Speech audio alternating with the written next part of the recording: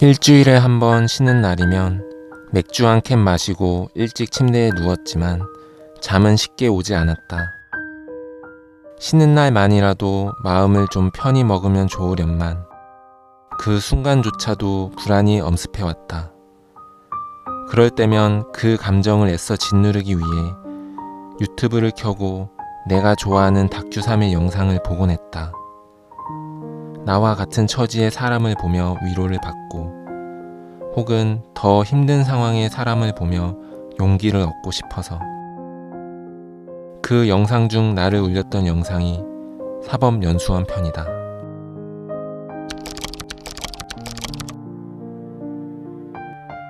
(2011년) 당시 사법시험이 존재했을 때 합격 후 2년간의 연수생활을 거치게 되는데 그곳에서의 이야기를 생생하게 전달해준다. 합격.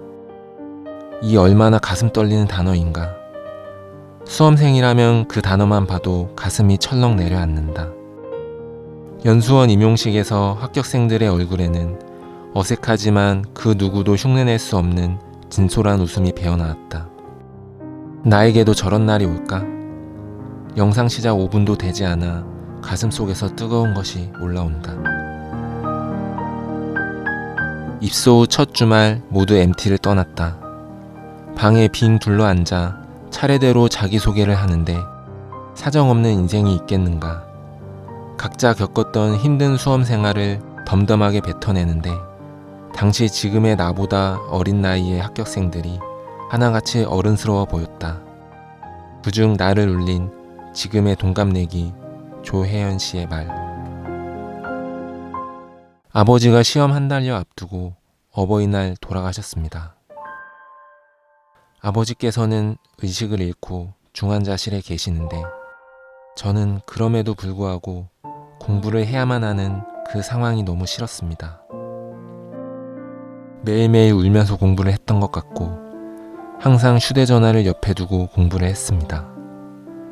언제 돌아가실지 모르기 때문에 임종은 지켜야 한다는 생각으로.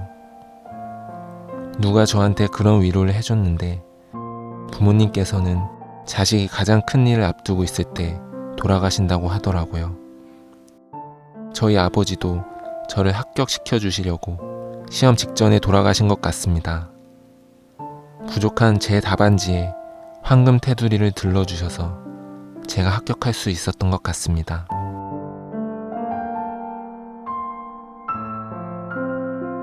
지금 31살의 내가 아버지가 돌아가신다면 혜연 씨처럼 말할 수 있을까? 수험생이라는 신분은 그저 내 앞가림하기에도 버거운 시기인데 아버지의 죽음 앞에서 어떻게 무너지지 않을 수 있을까?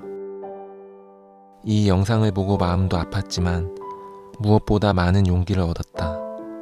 상황을 탓하지 않고 긍정적으로 생각하며 지금 내가 목표하고 있는 것에 집중할 수 있는 용기를.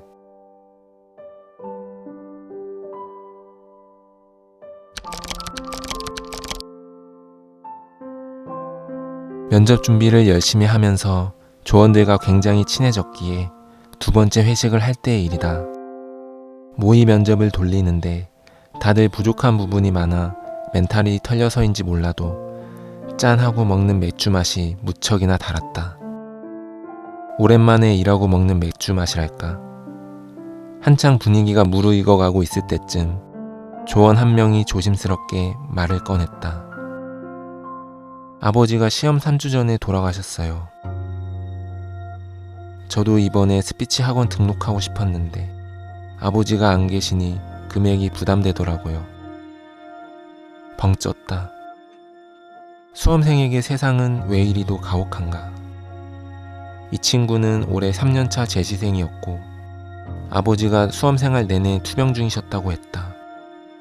임종을 어느 정도 예상했기에 막상 그 순간이 닥쳤을 때 오히려 무덤덤했다는 그. 그리고 시험 직전이라 최대한 아들에게 부담 안 가게 하려고 모든 일을 다 혼자 하셨다는 그의 어머니.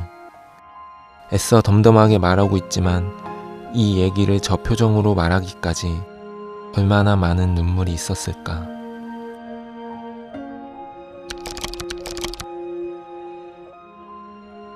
나의 수험 생활은 저들과 비교했을 때 온실 속의 화초처럼 큰 고난은 없었다. 하지만 누군가의 남자로서, 또는 누군가의 아들로서, 또는 누군가의 형제로서, 또는 누군가의 친구로서 그들이 나를 필요로 할 때, 또는 내가 그들을 필요로 할 때 그 역할을 서로 해줄 수 없고 세상에 혼자뿐이라는 느낌이 나를 너무 힘들게 했다. 시험 2주 전의 동생 결혼식에서 마음껏 웃고 축하해줄 수 없는 나의 상황이 너무 싫었다. 어떤 상황 속에서도 사소한 것 하나가 수험생에게는 너무나 가혹하게 다가온다. 수험생활 해본 사람만이 안다. 그 비참함을.